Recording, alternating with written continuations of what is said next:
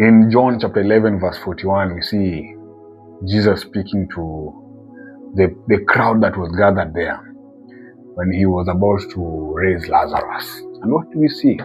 He talked and he said some words, and I'm going to read these words that he said. Father, thank you for hearing me.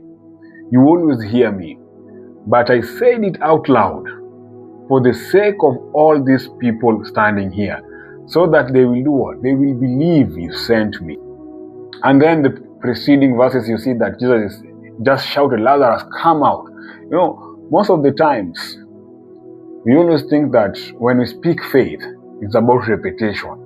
You see, believing it is knowing that when you pray, you know that God hears you when you pray. You don't have to repeat. So let's say, for example, if I were to pray today, Father, thank you for healing me. Now the question comes at this point. Do you believe that he has heard you? Do you know that he has heard you? Are you certain that what you have said has reached the Father's ears? So that's why repetition doesn't mean that it is faith or belief. In fact, sometimes repeating means you're doubting.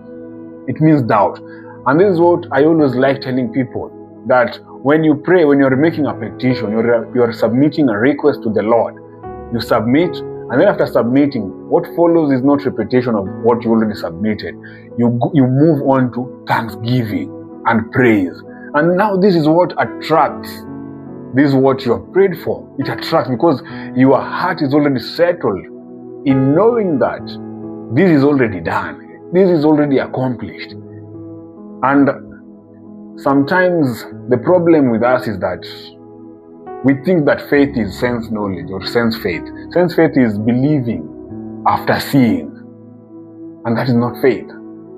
Because if it is here, it is not faith. So sometimes that's why you hear when you are praying for someone, you say, you are healed, as 1 Peter 2:24 says.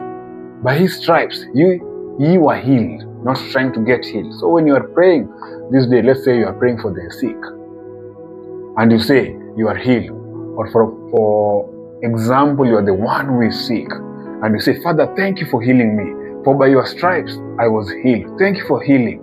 You don't go and sit down and start looking if you are still feeling pain or you are still in pain, because that is not faith. You'll be like sense faith, and that is not it. So you have to believe. And sometimes when you think, people will say, am I supposed to pretend? I'm not calling you out to pretend. But when you believe it is already done, it is done. You don't wait until the moment it passes and say that it is done. So that is not faith. That is sense faith, the kind of Thomas faith. So if you have that kind of faith, you have to start transforming it. You have to start coming out of that place that you were previously.